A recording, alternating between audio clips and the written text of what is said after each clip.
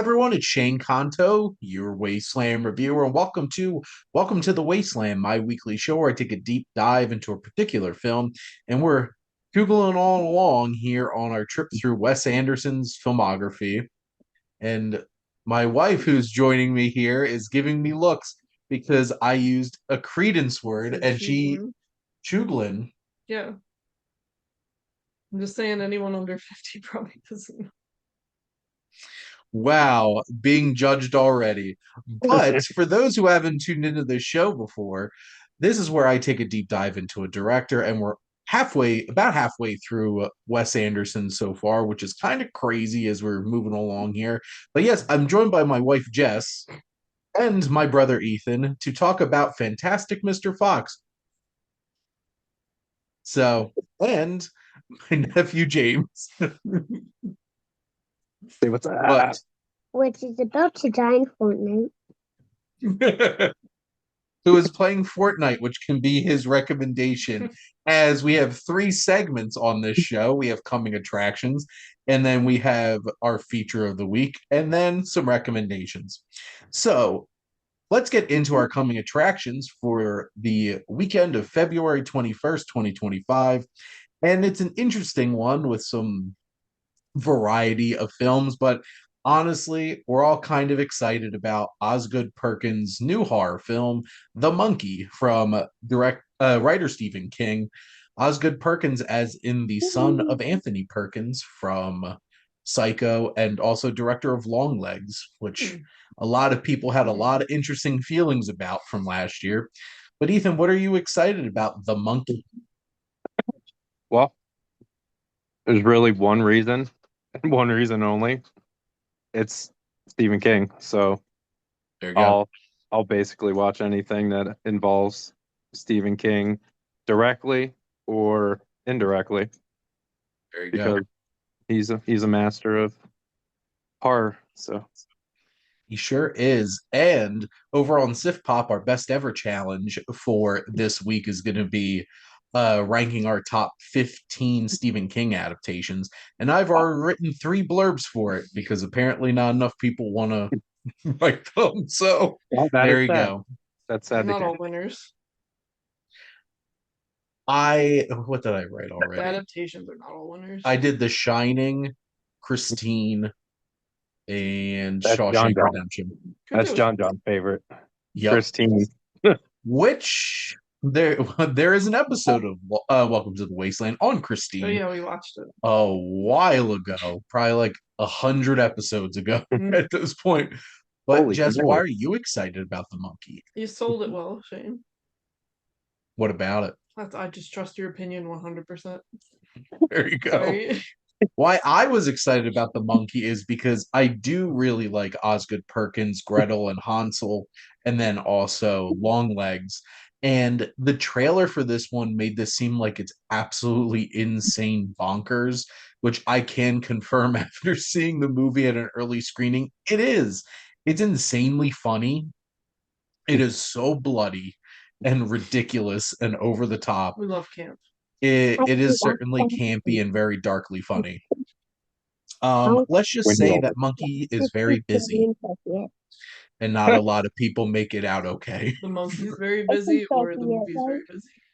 Both. No, that monkey is very busy killing people. A lot of people dead by the end of that movie. Like almost a whole entire town from all the wildest possible things you can think of. And there was also a moment in the movie where Osgood Perkins popped up with insane mutton chops. And I'm just like, look at this man. As Uncle Chip. And he's just as much of a Uncle Chip as you would expect by looking at him. So there you go. But there's other films like Cleaner with Daisy Ridley, The Unbreakable Boy with Zachary Levi, and some other films coming out. But I have a sinking feeling that The Monkey's going to be the one that gets the most attention. Except I do feel like The Unbreakable Boy is at least going to get that Lionsgate Christian film crowd at least checking it out. But I don't love it.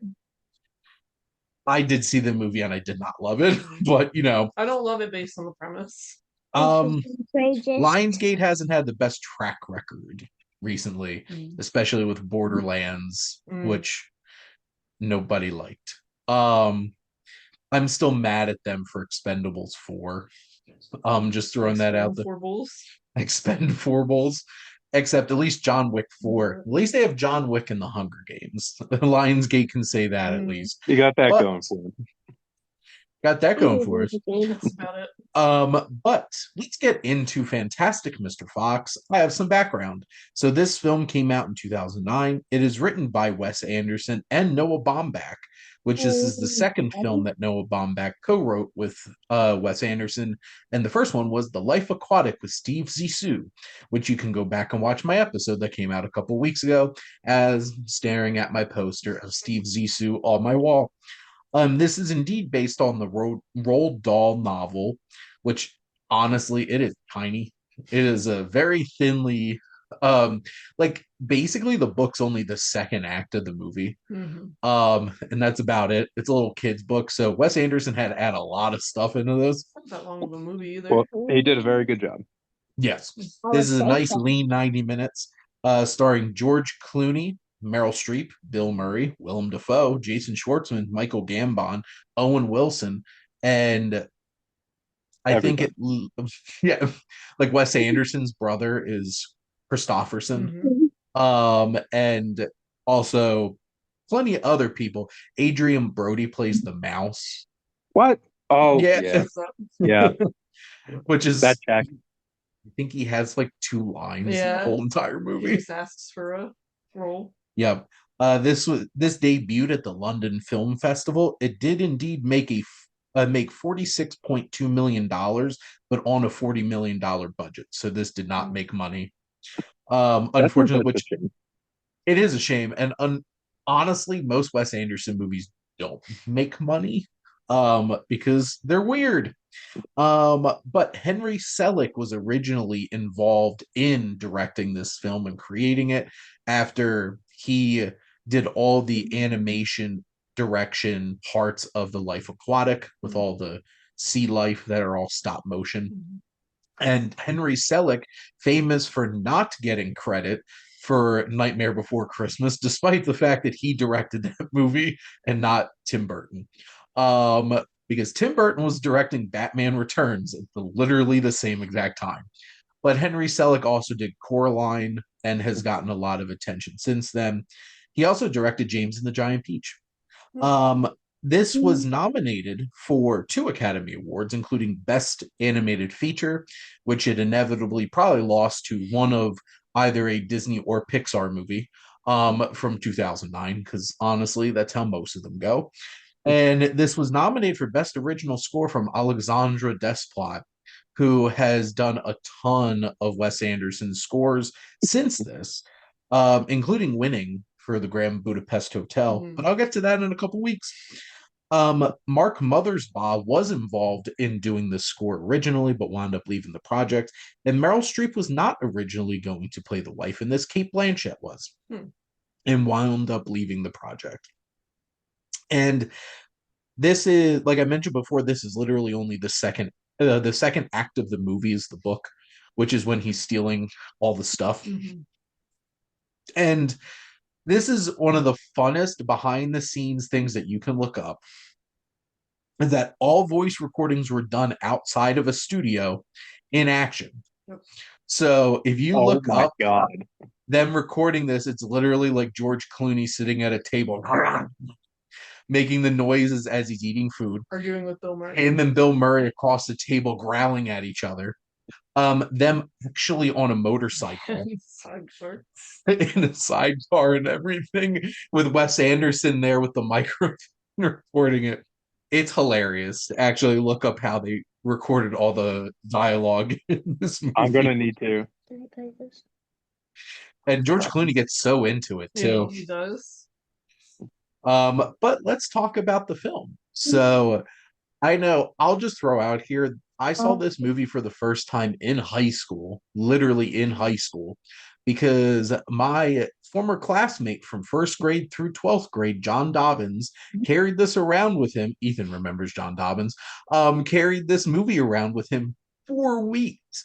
And anytime we had an excuse where a teacher wasn't actually going to teach us that day, whether it was in math class or Latin class or AP chemistry, oh, sorry, it was accelerated chemical techniques. We only used the AP textbook. We watched parts or the whole movie in all of those classes. So I'm pretty sure I watched this at least 3 or 4 times my senior year of high school, just because of my classmate. But this is a fun time. But well, Ethan, let's get started. What are your general thoughts on the film? I love just the dry humor of the movie. I feel like it's definitely not like slapstick humor. It's just you have to have that type of humor yourself to actually really enjoy this movie. And a lot of it's pretty smart humor. Mhm. Um, but my favorite part of it, honestly, is instead of the cursing, what they use, you'd be like, you have got to be cussing me right now. It's hilarious. It's I feel like it's funnier them doing that than actually saying a word that they want to say. I still regularly use the term cluster cuss um in real life because of this movie. And also it's like, Badger, I've listened to you and I decided not to take any of your advice. The cuss you are. Are you cussing with me? And that's when they start growling at each other. Is certainly a hilarious moment. That is a very clever gag. That is a running gag throughout the whole entire movie. But no, this film is very much very dry humor. And like there's some silliness to it and some like over the top moments, but like it is very dry Wes Anderson kind of humor that fits. And honestly, it really fits Roald Dahl because Roald Dahl's books are strange and offbeat too.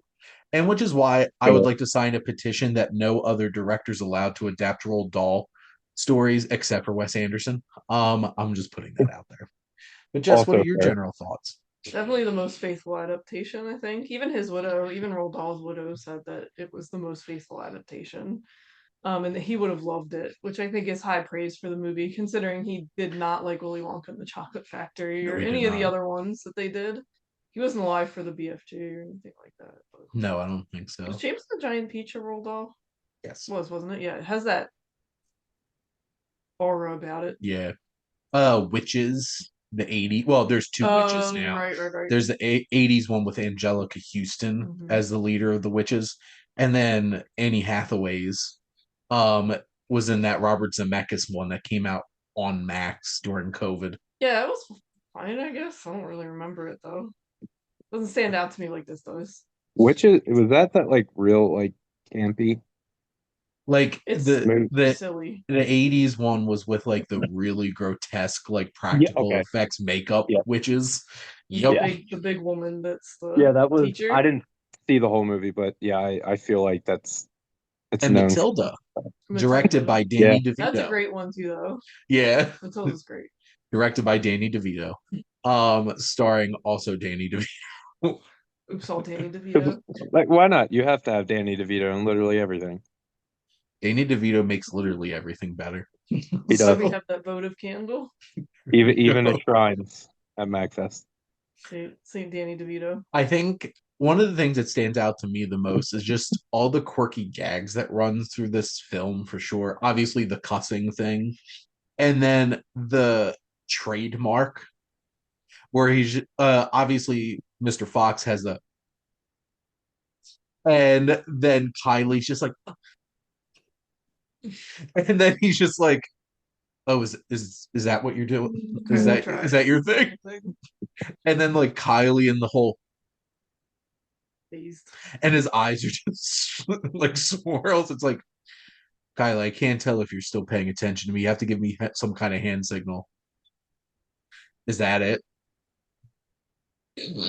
And just like the fact that they do so many weird things like that, the whole gag with the cutting out the letters to make a letter, it's just like, why did they cut out letters from a magazine? We know who they are.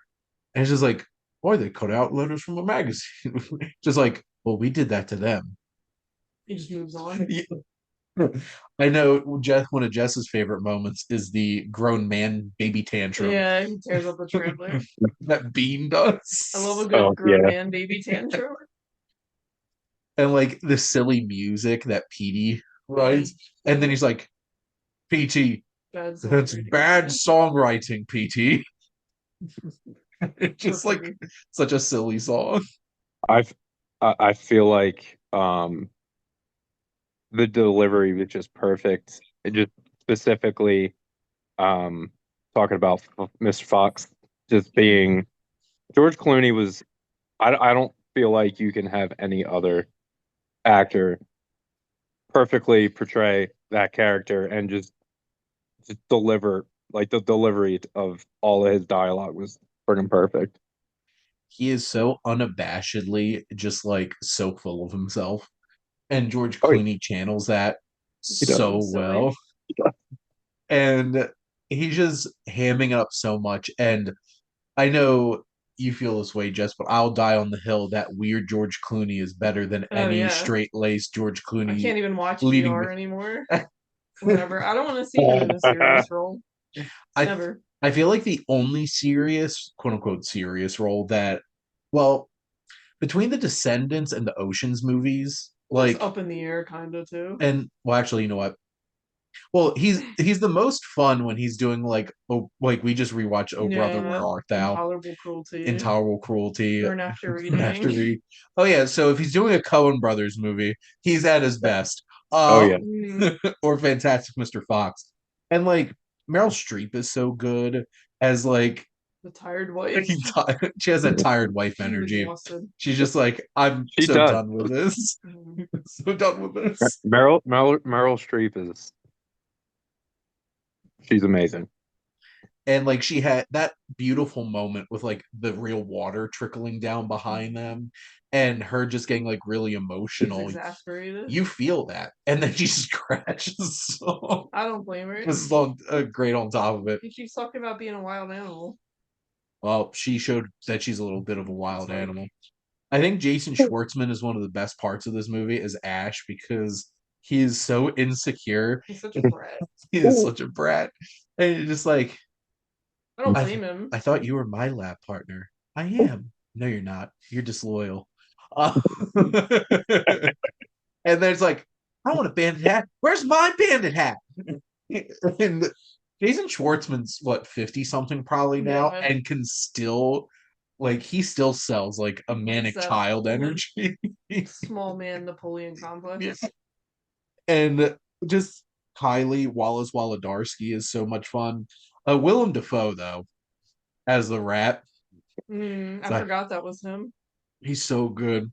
He's like, His theme is great too. It's a good yes, the spaghetti western esque Yeah. theme that he has, which also Alexander Desplat's score is amazing, Oh, which yeah. is why it was nominated for an Oscar. It has so much texture and just so many fun nods to like spaghetti westerns and stuff like that, which seems so random for a movie called Fantastic Mr. Fox. I mean, he pulls a knife. well, That's what I mean. the rat's just like, He's electrocuted to death. I remember your wife. She was a town tart in her day. I Just love like, is that true? It was a different time. I love that. She's Which- like many women. Like this has so much watchability value for as you as an adult watching this as you grow up because like You obviously get more this of it. well this is like in that Shrek category of just like expertly incorporating adult themes and jokes into a kids movie because like Way that Miss Daddy. Felicity is just tired of his crap. Like you can tell they've been married forever, and he hasn't changed, and she's tired. Yeah. the is silly and they have fun with that. And then the Christopherson being dialed in. Yeah. He's like, look at him, And he's just like one-handed digging. that. I feel so bad for Ash too because then his dad just keeps complimenting his cousin so much and But belittling yeah, you him. get why Ash is the way he is. And it's hard to live up to his father, who's the fantastic Mr. Fox. The A bit of a narcissist. like the whole blueberries thing, running gag, or like the wolf. Eagles Wolf. love blueberries. And it's like, I don't think he speaks Latin. I don't think he speaks. Yeah. The wolf just throws a fist up. It's just a random. There's so many random jokes in this that feel so organic and make no sense, but like they It's just hilarious. do. You The don't whole expect it. Just yeah, the whole climax with like the flaming pine cones, Yeah. and then like that kid's jingle in the background. August buns and bean, one short, one fat, one lean. And it's just, like It gets more and more frantic. yeah, and the fact that they use that as like an action sequence like soundtrack is wild, but it fits. It's so weird. And like even like Michael Gambon, who plays Bean, is so good. He's so miserable. He's just like, oh, I'm gonna need you to bring in all of 118 combined. Yeah, the He's like, oh. And he's just so committed to like, look at that Dumbledore. Going there. And like I mean, he's an alcoholic. it's like right? he definitely Yeah, like there's that scene where his wife is like, "You went through 3 last night." No, she was good. like he literally only drinks alcoholic Messy cider. child. Like he obviously he is an alcoholic. There's no way Oh, he's yeah, not. miserable. And even like the soundtrack, like I love Street Fighting Man from the Rolling Stones that they use when they have all the bulldozers coming. And then obviously the end of the movie where they're all Bobby Fuller 4. yeah, where they're all dancing in the grocery It store. was a great time. It's such a fun time. But I guess like I think this film obviously is tons of fun, but it does legitimately have some important themes about like growing up. Beats, yeah. There's this like I feel like if you're married and have been in a relationship for a long time, there's a lot of like sometimes you just go so sick of somebody's crap. Well, how much are you willing to put up with? Like Yeah. he brings the squab or the I think the turkey, I forget, chicken home. And she like checks the tag and she's like, like she knows that something's out there, but Oh, I she's guess it deciding not ran to away fight from the about it. farm before they got it at the market. Yeah, she's just like, Sure. And he knows she's gonna check too because he put a fake tag on it Yeah. and put it in the pantry. Moving to a nicer neighborhood and her just want to be happy where they are. I feel like he is every sitcom dad that just gets away with so much stuff and is He's not as dumb though. I well, think sitcom dad tends to be. yeah. Well, and generally most sitcom dads are dumb. Overweight. I wasn't going to say overweight, but a lot of them are. And also, what I was going to say is batting above their weight class in terms of batting out of their league. Yeah. Felicity got around. Good for her. She's a woman. Which that's the thing, like woman. that's the thing. Like George Clooney is the dad in this, so it's kind of like it's George Clooney, and also he's like the most charismatic character in this whole entire ecosystem. That's how he can get away with all that. Forest and stuff like that. But Ethan, were there any other things that really stood out to you about the film? No, I guess really it's all around from start to end. It's just enjoyable the whole time. You're gonna laugh periodically, or probably almost the whole time through the movie, and it's definitely something that all ages can watch. It's funny on so many levels. Oh yeah. Yeah, you're gonna watch it soon. For me? Yep. Yeah. You. How about you, Jess? Yeah, I think I discussed mine already. Never done this one before. Bring it up organically. I think things that really stood out, like I brought up, like this just works so well thematically. It has actual emotions and things to say on top of being just this crazy screwball kind of strange comedy. And also like the animation's incredible. Oh like, yeah. They put so much detail. They're only what into 8 inches tall. Yeah, right? Like they're tiny. They put so much effort into all of their outfits and like they're handsome. Of course, fantastic Mr. Fox is dressed up as Wes Anderson in his tweed suit. Well, to be fair, that's also aggressively British to wear a tweed suit. Well, which is so funny because Wes Anderson's from Texas. Yeah. And is like the least Texan person I think I could think of. But he was adapting a very British book. Here, watch out real quick. Name my arm. He definitely is a Anglophile for sure, just based off of watching his films. But like, I do think it's funny that like Foxy has like vague Wes Anderson kind of vibes The for his palette, outfit the palette's specifically. definitely similar. Also, Badger's very nice suit. He's an attorney. He has to be. It's Yeah. Badger and Badger. Badger and Badger. Oh wait, no, it's Badger, Beaver, and Beaver. I think it is. Yep. They're in the Beaver Hut, Beaver Lodge. And even like the tiny details of like Ash's bandit hat, that's just a sock. Yep. That he puts on his head and everything. The textures are delightful. I'm an athlete. Oh, it's because I'm small. There's just so many great quotes from this too. It's just endlessly quotable and fun. And like surprisingly dark at times. Like that whole entire fight with that was so cool. The animation of like the electricity of Rat and Fox fighting each other. And then yes, in general, I just love Alexandre Desplat as a composer. And if you can inject spaghetti western scores into a movie about a bunch of like animals and stuff like that, stealing you mean food. Rango? Yes, also Rango. Oh, wait a minute. When did Rango come out? After the like 2010, because this came out my senior year, and Rango I saw in 2011. Yeah, close. That's another movie that frightened children in the theater. As you both give your recommendations, I have to look up what beat this for best animated feature. Not Rango, because you know Rango. Yeah, that was 2 years later. That won though, didn't it? Rango did, yes. Yeah, but those are our thoughts on Fantastic Mr. Fox. Ethan, would you like to give your recommendation? Yes, I would recommend that Creed be Super Bowl 60 halftime show. Bring back the greatest rock band of all time. We all need it. What about you? You have a recommendation? Yeah. What do you like playing? Fortnite. There you go. You heard it here. There you go. You should all go play Fortnite because we all love Hunger Games. Yeah, the most thing I like about Fortnite is killing.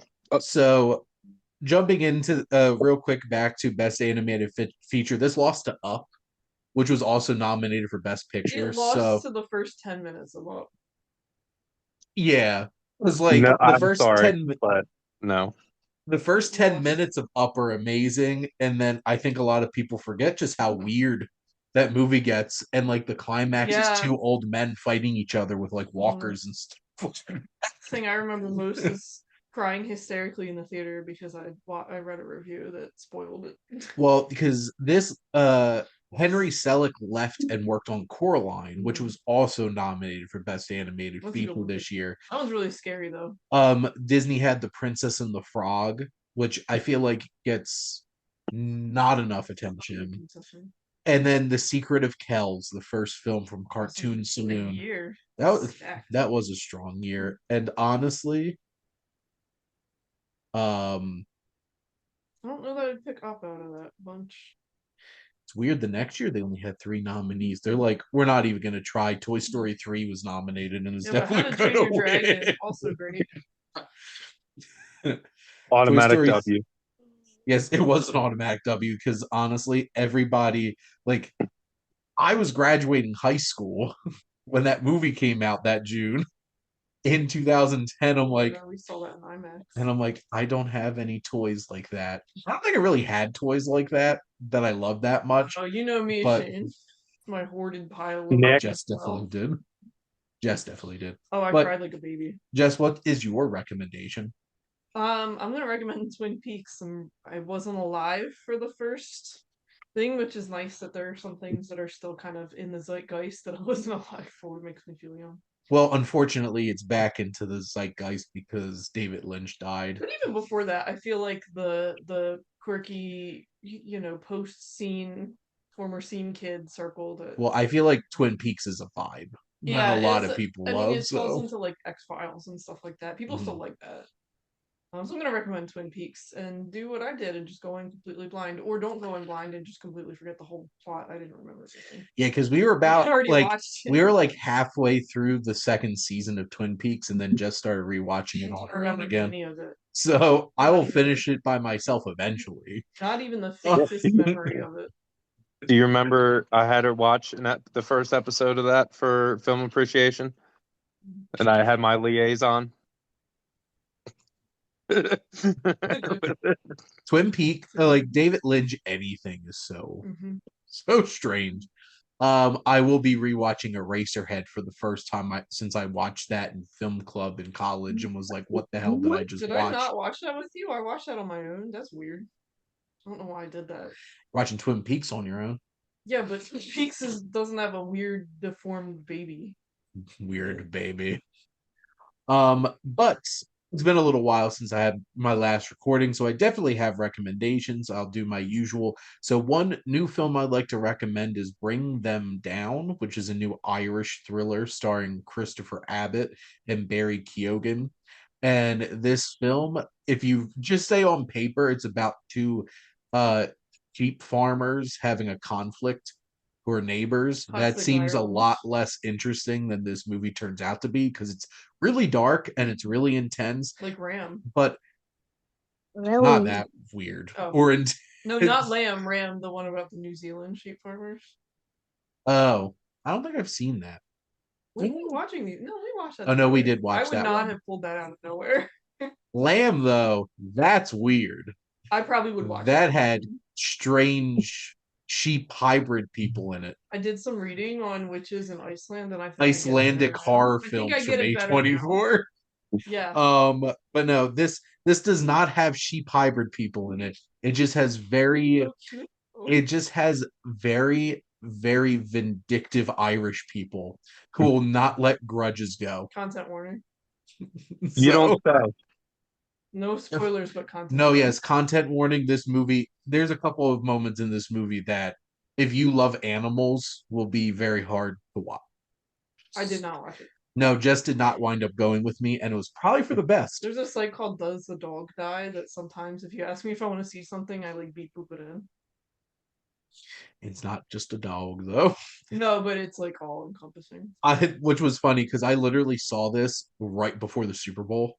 Like I drove home and there's 10 minutes before kickoff. Jane looked at me and was like, "You were right to not go to this movie." That was a good choice. Off my watch list, I watched The Rules of the Game, which is a classic Jean Renoir French film that is one of the most important films in French cinema and considered an all-time classic. And it's incredibly well directed, just from like a filmmaking standpoint. And it has a very like, if you like anything from directors like Robert Altman, stuff like Nashville or Gosford Park, where there's like a ton of characters and stuff like that, this deals with a lot of like class warfare between like the rich people at this estate and all of their the help and stuff like that. It has a lot going for it, and it has some crazy dark twists because it's French. So enjoy that. Classic French people. Classic French cinema. It was less horny though than I expected because it's French. And there's a distinction because like French ones are like sad, kind of that, and then Italian ones are just like this people need to like calm it down a little bit. But and then rewatch. We just had our sci-fi movie marathon yesterday and rewatched 2001: A Space Odyssey, and I had to sit through this movie listening to people crap talk it to my face in my home. I was good for once. Which this is my fourth favorite movie of all. Gold star. This is my third favorite movie of all time, and I yelled at them, didn't I? It got to the point where I was reprimanding people. I wasn't going to name them, but Paige, saying it was boring. Texting Joe on the side saying it was boring in the same room. Yeah, well, it's bad when it gets to the point where I. Well, at least she tried to not say it to my face, but then Joe couldn't resist himself and started laughing out loud when he got the text message. And then, of course, I questioned because both of them were laughing. Like, what is happening? Susan lost. Well, your mom even said like it was a great film. Oh, she loved it. After she was done doing her thing where I'm like, Mom, this is gonna be weird. She's like, okay, I won't say anything. And then 2/3 of the way through, this is so weird. this is really weird. What's happening? And then at the end, she goes, that was really great. I'm like, are you sure you didn't think it was weird? And she goes, what are you talking about? And this movie is more timely than ever Susan. because we need to stop the machines and artificial intelligence. And before we know it, Skynet and HAL 9000 are going to be taking over. Maybe do a kill switch that's less of a giant room where the thing you're trying Where to you kill have to like hit like 20 something switches to make it lose its mind before you can shut off the computer. I get where Kubrick was coming from. It's for the aesthetic. Yeah. But no, this is like one of the greatest sci-fi films ever created, and it is an absolute work of art with so many layers and complexities. And on the surface, one of the weirdest things you'll ever watch, and you're like, "What the hell did I just watch?" I do like But the colors. I have never done drugs, but I imagine the last 20 minutes of this movie is what it's like. Just throwing that out there. It's definitely of its time, I think. But that is those are my recommendations, and that's a wrap on this episode of Welcome to the Wasteland. But Ethan, thank you so much for hopping on and joining for the episode. Thank you for having me. Little And one thank left. you. Yep, there you go. And our special guest. And thank you as always to my wife Jess for hopping on and always doing a lot of these, especially during my John Ford series. You're welcome. There's a cat over here. If anyone's wondering what I'm. Yes, we have a special guest, you want a to pick cat. her up? Do you want me to get her? She's the one least likely to bite me. She is the bitiest, though. Nom nom nom. She brought. Hi, Sadie. Sadie.